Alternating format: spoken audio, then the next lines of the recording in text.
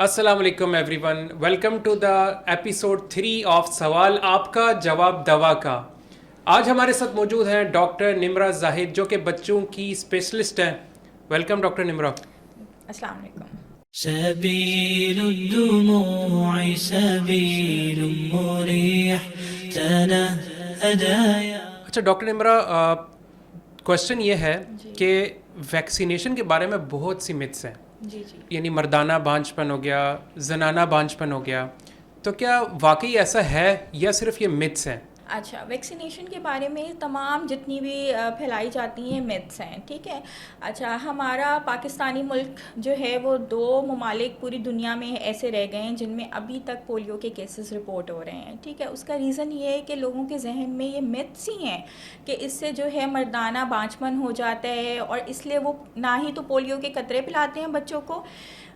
जो हमारी हुकूमत है वो इतनी ज़्यादा एफ़र्ट्स कर रही है कि पोलियो किसी तरह मुल्क से इरेडिकेट हो जाए, बिल्कुल ख़ात्मा हो जाए उसका, लेकिन क्योंकि आवाम में अवेयरनेस ही नहीं है तो पोलियो का अभी तक हमारे मुल्क में ख़ात्मा नहीं हो सका। पिछले साल भी हमारे मुल्क में बहुत सारे केसेस जो हैं वो पोलियो के रिपोर्ट हुए गए हैं। हुकूमत मुहिम चलाती है जिसमें हर स्कूल में हर घर में जाके पोलियो के कतरे पिलाए जाते हैं, लेकिन वालदैन की इतनी अच्छी नॉलेज ही नहीं है कि वो पोलियो के कतरे पिलाएं या वैक्सीनेशन कराएं। उनको ये नॉलेज ही नहीं है कि हमारी जो वैक्सीनेशन है वो कितनी ज़्यादा बीमारियों से बच्चों को महफूज रखती है।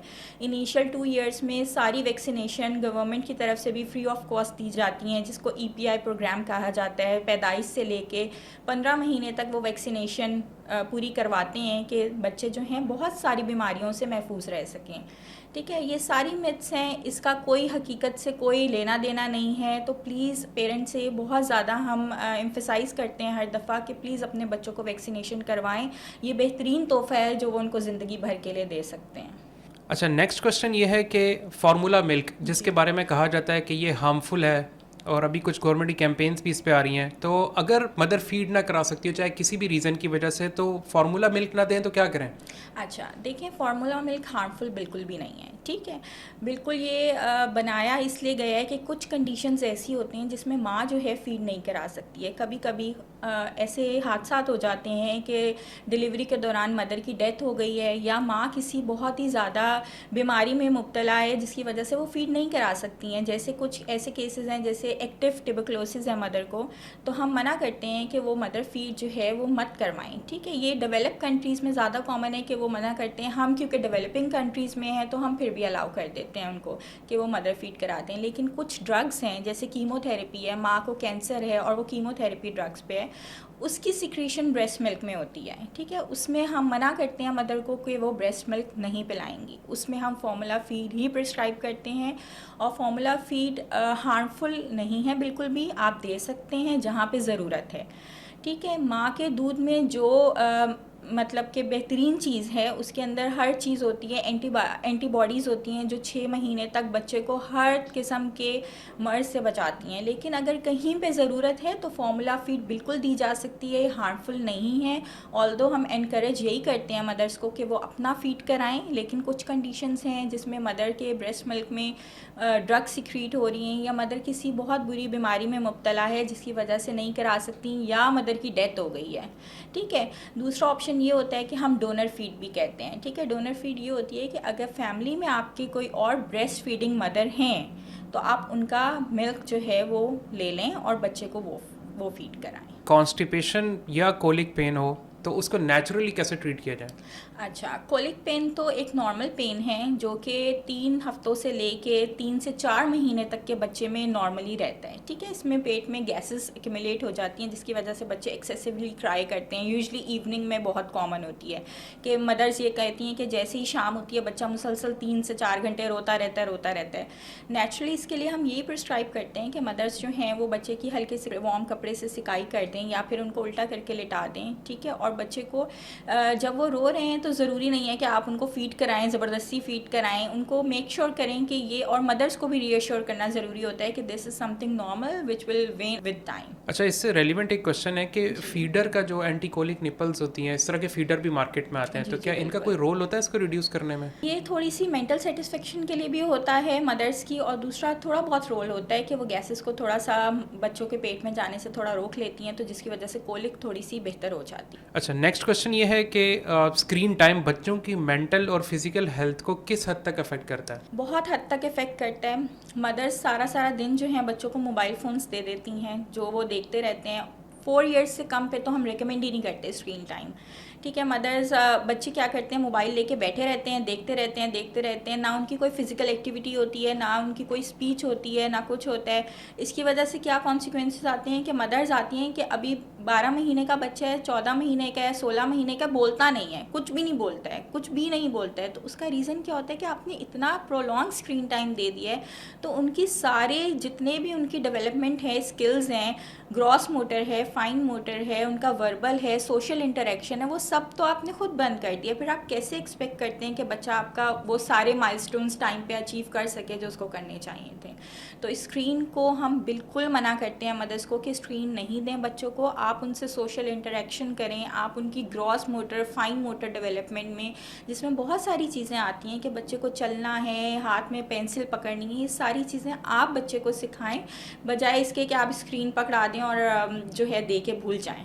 अच्छा, टीथिंग के दौरान बच्चे बहुत ज़्यादा बेचैन होते हैं, तो उसके दरमियान कुछ हर्बल टैबलेट्स दी जाती हैं, तो क्या उनका कोई रोल है? अगर है तो क्या है, अगर नहीं है तो फिर नेचुरल वे क्या है कि उस इरिटेशन को कम कर सकें? नेचुरल वे क्या है कि ये फिजियोलॉजिकल फिनोमेना है जिसमें आपकी टीथ की इरप्शन होनी है, बच्चे इरिटेबल भी होंगे। बस ज़्यादा अच्छा तरीका ये होता है कि जो टीदर्स होते हैं आप उनको थोड़ा ठंडा करते हैं और वो दे दें, ताकि वो बच्चा मुंह में ले ले तो उनकी थोड़ी सी जो इचिंग और थोड़ा पेन जो होता है वो रिलीव हो जाता है। इसके अलावा ये जो आप मेडिसिन पूछ रहे हैं, इनका ना ही तो कोई एज सच बेनिफिट है और ना ही तो कोई इतने एडवर्स इफेक्ट हैं, तो ये हम पेरेंटल चॉइस पे छोड़ देते हैं कि if they want to give it they can give it. क्या हर बच्चे को विटामिन्स और सप्लीमेंट देना ज़रूरी है, या सिर्फ डाइट से ही सब कुछ पूरा हो सकता है? अच्छा, हर बच्चे को विटामिन सप्लीमेंट्स देना बिल्कुल भी ज़रूरी नहीं है, ठीक है। जो एक निज़ाम बनाया गया है कि आपने डॉक्टर को विज़िट करना है, वैक्सीनेशन लगवाते हुए भी विज़िट करना है, उस पर हम बच्चों की ग्रोथ असेस करते हैं। ग्रोथ इस तरह से असेस करते हैं कि हम उनका वेट, हाइट और उनके जो माइलस्टोन्स हैं वो अचीव हो पा रहे हैं या नहीं हो पा रहे। अगर तो उनकी एज के अकॉर्डिंग उनका वेट और हाइट अप्रोप्रिएट है, then there is no need for any supplementations. कोई विटामिन्स का देने का कोई नीड नहीं है। अच्छा, क्या न्यूबॉर्न बेबीज़ को पानी पिलाना चाहिए या सिर्फ मदर फीड या फार्मूला मिल्क काफ़ी है? न्यूबॉर्न बेबीज़ के लिए बिल्कुल भी कोई पानी की ज़रूरत नहीं है। जो माँ का दूध होता है, ब्रेस्ट मिल्क होता है, उसमें तमाम चीज़ें मौजूद होती हैं, that is sufficient for a newborn baby. उसमें पानी की मिकदार भी होती है, उसमें वो तमाम चीज़ें होती हैं जो एक न्यूबॉर्न बेबी को चाहिए होती हैं। अल्लाह ताला ने बनाया ही माँ का दूध इसलिए कि उसमें तमाम चीज़ें हैं, तो कोई ऊपर से पानी, कोई चीज़, किसी चीज़ की शहद, गुट्टी, किसी चीज़ की कोई नीड नहीं होती। सर, नेक्स्ट क्वेश्चन मैं आपसे यही पूछने वाला था कि ये पैदाइश के साथ गुट्टी दी जाती है, हाँ, ये इसकी कोई ज़रूरत नहीं होती। तो इसकी कोई ज़रूरत नहीं है। नहीं। अच्छा, बच्चों में मिल्क एलर्जी या लैक्टोज इंटॉलरेंस को कैसे पहचानें, और अगर वो डायग्नोज हो जाती है तो फिर उसका क्या सोल्यूशन है? अच्छा, देखिए, लैक्टोज इंटॉलरेंस क्या होती है कि दूध से एलर्जी होती है, ठीक है। ये किस वजह से होती है कि बॉडी में जो है एक लैक्टेज एंजाइम होता है वो डेफिशिएंट है, जिसकी वजह से लैक्टोज इंटॉलरेंस हो जाती है, ठीक है। इसमें होता यही है कि बच्चों को जो है वो डायरिया हो रहा होता है, एब्डोमिनल पेन की कंप्लेन कर रहे होते हैं, ब्लोटिंग हो रही होती है, ये सारी कंप्लेंट्स होती हैं। तो वो जब भी आप पीडियाट्रिशियन के पास जाते हैं तो वो डेफिनेटली पहचान जाते हैं कि लैक्टोज इंटॉलरेंस है, तो हम आप उनको लैक्टोज फ्री मिल्क एडवाइस कर देते हैं लेने के लिए। और जो मिल्क एलर्जीज़ है ना, वो हमारे मुल्क में तो खैर इतनी कॉमन नहीं है, लेकिन बाहर के मुल्क में ज़्यादा कॉमन है मिल्क एलर्जीज़। वो इस तरह से आइडेंटिफाई होती हैं कि बच्चे एलर्जिक हो जाते हैं, हाइव्स, जिसको आपने नाम सुना हो, कि सेंसिटिविटी हो जाती है, तो एकदम से उनको रिएक्शन हो जाता है, तो वो इस तरह से पहचाना जाता है। अच्छा, बच्चों में कैसे आइडेंटिफाई करें कि ये वायरल इन्फेक्शन है या बैक्टीरियल इन्फेक्शन है? अच्छा, वायरल इन्फेक्शन चाहे बच्चों में हो चाहे बड़ों में हो, आइडेंटिफिकेशन सेम होती है। जो वायरल इन्फेक्शन होते हैं ना, एक तो आपको पता भी चल रहा होता है कि वायरस कौन सा आजकल जो है, किस मौसम के हिसाब से कौन सा वायरस है। दूसरा, वायरल इन्फेक्शन हमेशा जो है ना टाइम टेकिंग होता है, उसमें 7 to 10 डेज़ तक आपको फीवर आ रहा होता है, बच्चे इरिटेबल होते हैं, ठीक है। उसमें सिस्टम, पूरा आपका सिस्टम इन्वॉल्व होता है कि आपकी गला भी ख़राब हो सकता है, आपका GIT भी डिस्टर्ब हो सकता है। जो बैक्टीरियल इन्फेक्शंस होते हैं यूजुअली फोकस्ड इन्फेक्शंस होते हैं कि या तो गले में कोई पस पड़ गई है, या तो खुदा न खास्ता पॉटी के ज़रिए कोई खून आ रहा है, जिसमें मोशन में खून आ रहे हैं, तो वो बैक्टीरियल इन्फेक्शंस होते हैं। तो वो आपको पता चल जाता है। आप एक तो पेशेंट की हिस्ट्री होती है, दूसरा आप क्लिनिकली एग्जामिनेशन भी करते हैं जिससे पता चलता है। अच्छा, होता ये है कि viral infections usually time consuming होता है, उसमें तकरीबन आपको 7 से 10 दिन लगते हैं कि फ़ीवर सबसाइड हो, चीज़ें सेटल हों। पेरेंट्स जो हैं वो बिल्कुल भी वेट नहीं कर रहे होते, हमारे पाकिस्तानी कल्चर में जो है ना, वो रिविज़िट करने का कोई कॉन्सेप्ट नहीं है कि आपने डॉक्टर को एक दफ़ा दिखाया है तो आप उनको सेकंड विज़िट भी करें, ताकि हमें भी ट्रेंड ऑफ फीवर पता चले, ट्रेंड ऑफ इलनेस पता चले। यहाँ पे क्योंकि ये कल्चर नहीं है तो एंटीबायोटिक्स का भी मिसयूज़ होता है। इस तरह से मिसयूज़ होता है कि आपके पास एक पेरेंट्स आए हैं इतने ज़्यादा कि 103 फ़ीवर है, 104 फ़ीवर है। हमेशा वायरल इन्फेक्शंस में हाई ग्रेड ही फ़ीवर आता है, बार बार आता है, हर 4 से 6 घंटे पे आता है। आप काउंसलिंग करते हैं पेरेंट्स की, लेकिन पेरेंटल एंग्जाइटी इतनी ज़्यादा होती है कि वो आपको भी प्रेशराइज़ कर रहे होते हैं कि आप एंटीबायोटिक्स प्रेस्क्राइब करें। हम पूरी कोशिश करते हैं कि हम ये जो कल्चर, ये जो ट्रेंड चल रहा है एंटीबायोटिक्स का, इसको ब्रेक करें। पेरेंट्स को भी एजुकेट करते हैं कि antibiotic is not the solution for any viral infection, ठीक है। अब ऐसा भी नहीं है कि एंटीबायोटिक्स बिल्कुल ही नहीं देनी है, जहाँ पे इंडिकेटेड होती है, डॉक्टर को पता होता है, वो लास्ट में प्रिस्क्राइब करते हैं, ठीक है। तो ये थोड़ा सा पेरेंट्स को भी समझना चाहिए कि वो रिविज़िट करें। ज़रूरी नहीं है कि आप एक विज़िट किया तो कोई जादू चल जाएगा, कि डॉक्टर कुछ जादू कर देगा कि एकदम से सब कुछ चीज़ें रिवर्स हो जाएंगी, ऐसा नहीं होता है। आप रिविज़िट करें। ये ट्रेंड जो है पाकिस्तान में थोड़ा सा होना चाहिए, ताकि एंटीबायोटिक्स का भी मिसयूज़ जो है वो थोड़ा कम हो। अच्छा, नेक्स्ट क्वेश्चन है कि ऑटिज़म या स्पीच डिले को कैसे आइडेंटिफाई करें, और पेरेंट्स को किस वक्त डॉक्टर से कंसल्ट करना चाहिए? मतलब वो क्या पॉइंट्स है जिसको देखे अगर तो वो फ़ौरन डॉक्टर के पास आ जाए? अच्छा, देखिए, ऑटिज़म जो है ना, ये एक बहुत ब्रॉड टर्म है, ठीक है। और इसके लिए हमारे पास जो है वो पीडियाट्रिक न्यूरोलॉजिस्ट मौजूद होते हैं, डेवलपमेंटल असेसमेंट होती है। आप किसी भी बच्चे को जो है वो ऑटिस्टिक लेबल नहीं कर सकते बग़ैर एक पूरी डेवलपमेंटल असेसमेंट होने के बाद, ठीक है। तो इसमें जो है आप 4 कंपोनेंट्स होते हैं बच्चों के, जिसमें ग्रॉस मोटर होता है, फाइन मोटर होता है, स्पीच होती है और सोशल इंटरेक्शन होती है। ये 4 कंपोनेंट्स होते हैं जिसमें हम बच्चों को जो है इवैल्यूएट करते हैं, ठीक है। तो उनकी पूरी एक डेवलपमेंटल असेसमेंट की जाती है। उसके बाद हम वो स्कोर के अकॉर्डिंग बताते हैं कि आइदर बच्चा जो है वो ऑटिस्टिक है भी या नहीं भी है। और स्पीच डिले के भी सेम है कि आप जो है वो देखते हैं पहले उनका कि कितने मंथ्स पे बोलना शुरू किया था, बैबलिंग कब स्टार्ट हुई थी, फिर मामा बाबा कब बोला था, क्योंकि इसके हर जितने भी वर्ड्स बच्चा बोलता है वो हमारे पास एक लिमिट होती है एज की, कि इतने महीनों पे बच्चे ने ये काम कर लेना चाहिए, ठीक है। अगर तो वो चीज़ें उन पे नहीं अचीव हो रही हैं तो फिर हम डिले बोलते हैं, लेकिन उसका भी पूरा क्राइटेरिया है। ऐसे ही बैठ के सिर्फ बच्चे को किसी को भी स्पीच डिले है या ऑटिस्टिक है ये कहना तो बिल्कुल गलत है। तो इसके ये एक बहुत ही ह्यूज टर्म है, और इसमें बहुत ज़्यादा एक पूरी न्यूरोलॉजी इन्वॉल्व होती है, डेवलपमेंट इन्वॉल्व होती है, जो कि बिल्कुल यहाँ पे माहिर मौजूद भी होते हैं, तो वो पूरी असेसमेंट करते हैं। अच्छा, एक क्वेश्चन हो रहा है कि बच्चे का वेट नहीं बढ़ रहा या बच्चे का वेट बहुत ज़्यादा हो जाए, तो वो दोनों पॉइंट्स को कैसे आइडेंटिफाई करें, और कब फिक्रमंद होना चाहिए कि नहीं अब डॉक्टर के पास लेके जाना चाहिए? अच्छा, देखिए, डॉक्टर के पास वैसे भी जब इनिशियल 2 ईयर्स होते हैं तो उसमें हमारी वैक्सीनेशन हो रही होती है, तो आपको डॉक्टर के पास तो विज़िट वैसे भी करना होता है। हर विज़िट पे हम बच्चे की ग्रोथ असेसमेंट करते हैं, ठीक है। आप उनका हाइट, वेट, उनकी हर चीज़ की असेसमेंट करते हैं, ठीक है।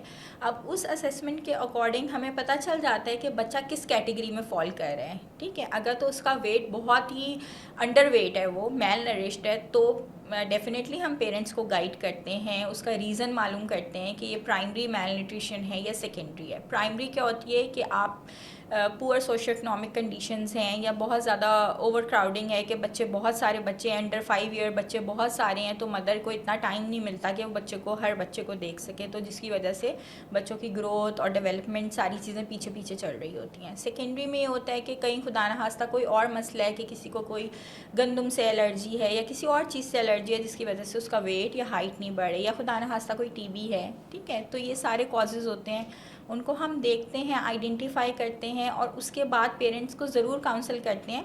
पहले ही विज़िट पे अगर बच्चे का वेट अप्रोप्रिएट नहीं होता तो उनको बता दिया जाता है कि आपने क्या स्टेप्स लेने हैं जिससे वेट जो है वो अच्छा गेन हो। मदर्स को डेफिनेटली हर डॉक्टर काउंसल करता है। अच्छा, ये कहा जाता है मोस्टली कि 2 साल के बाद बच्चों को फीड छुड़ाते हैं और फीडर, लेकिन बच्चे जब आदी हो चुके होते हैं फीडर के तो वो बहुत रेजिस्टेंस देते हैं, वो खाना भी छोड़ देते हैं और रेजिस्टेंस दे रहे होते हैं, या फिर अगर वो छोड़ भी दें तो पूरा का मिल्क ही छोड़ देते हैं, फिर उसकी तरफ वापस ही नहीं आते। तो क्या कैसे स्ट्रैटेजीज़ होनी चाहिए कि 2 साल के बाद बच्चे को फीडर से या दूध से अलग किया जाए? अच्छा देखिए, फीडर तो हम वैसे ही रिकमेंड नहीं करते हैं मदर्स को, ठीक है। आप ब्रेस्ट मिल्क कराते हैं तो आप उसको ग्रेजुअली विद टाइम जो है 6 महीने तक एक्सक्लूसिव ब्रेस्ट फीडिंग कराई जाती है, जिसको ये कहा जाता है कि माँ बच्चे को सिर्फ अपना दूध पिलाए। उसके बाद हम वैसे ही मदर को काउंसिल करते हैं कि आप वो वीनिंग पे आ जाएँ। वीनिंग ये होती है कि आप ऊपर से ग़िज़ा स्टार्ट करें, पहले आप सेमी सॉलिड स्टार्ट करें और उसके बाद आहिस्ता आहिस्ता करके ग्रेजुअली आप बच्चे को सॉलिड ग़िज़ा की तरफ लेके आएँ। जब आप बच्चे को दिन में इतने मील्स दे देते हैं कि 6 to 7 मील्स प्रॉपर चले जाते हैं तो बच्चा खुद ही, उसकी मिल्क इनटेक आहिस्ता आहिस्ता करके कम हो जाती है।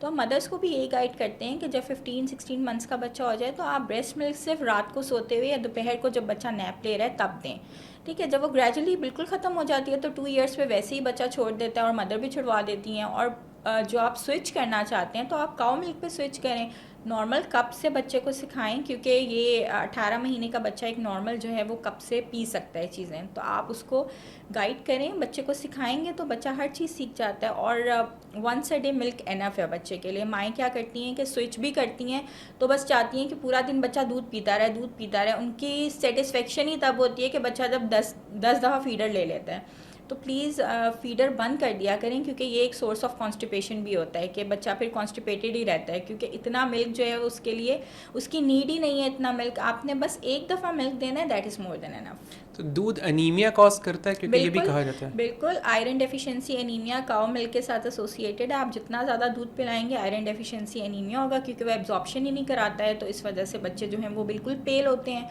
ठीक है। और मदर फीडर जो पिला रही होती हैं, फॉर्मूला दे रही होती हैं, उनको लग रहा होता है कि बच्चे बस मोटे होते जा रहे हैं, वाह भाई वाह कितना अच्छा होता जा रहा है, ठीक है। तो ये उनकी सेहत नहीं बन रही होती। आप देखिएगा जो बच्चे ब्रेस्ट मिल्क लिए होते हैं ना, वो बिल्कुल पतले दुबले से होते हैं, और जो फार्मूला भी होते हैं उनका इनिशियली वेट इतना अच्छा गेन हो जाता है, ठीक है। तो प्लीज़ ये मदर्स को भी गाइड करते हैं कि अगर वो जॉब भी कर रही हैं तो वो अपना मिल्क एक्सप्रेस करें।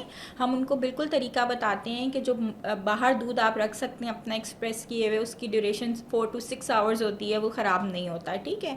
फ्रिज में आप रखें तो 24 आवर्स, नीचे वाले खाने में 24 आवर्स तक मिल्क स्टेबल रहता है, जो ब्रेस्ट मिल्क होता है। अगर आप फ्रीज़ करना चाहें तो 3 महीने तक दूध माँ का ख़राब नहीं होता, ठीक है। तो ये सारी चीज़ें हम, जो वर्किंग वुमेन होती हैं, जो विलिंग होती हैं, जिनको ये नॉलेज होती है कि ब्रेस्ट मिल्क कितना इंपॉर्टेंट है, तो वो कराती हैं। और जो भी जॉब वर्किंग आवर्स होते हैं वो 8 आवर्स से ज़्यादा यूजुअली नहीं होते हैं। तो आप आराम से अपना ब्रेस्ट मिल्क जो है एक्सप्रेस करें और आप बच्चे को मिल्क पिलाएं। थैंक यू डॉक्टर निम्रा आपके टाइम के लिए। इसके साथ ही हमारी एपिसोड 3 का अख्ताम होता है। अगर आपके भी कुछ क्वेश्चंस हैं और आप चाहते हैं कि हम उस फील्ड के एक्सपर्ट्स से उनके आंसर्स आपको लेकर दें तो कमेंट बॉक्स के अंदर अपने क्वेश्चंस को ड्रॉप करें। इसके साथ ही इजाज़त दीजिए, ख्याल रखिए, फिर मिलेंगे। अल्लाह हाफिज़।